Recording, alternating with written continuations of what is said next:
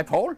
Hej Jacob. Jeg er her for først og fremmest at sige tusind tak for jeres store støtte til psykisk sårbare, til SIND. Jeg er selv ambassadør for SIND.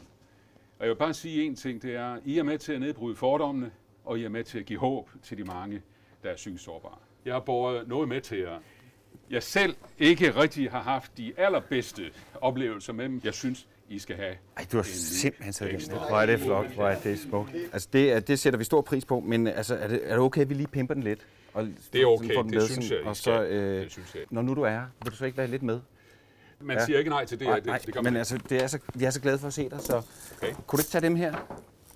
Altså med højre? Og så med højre, ja.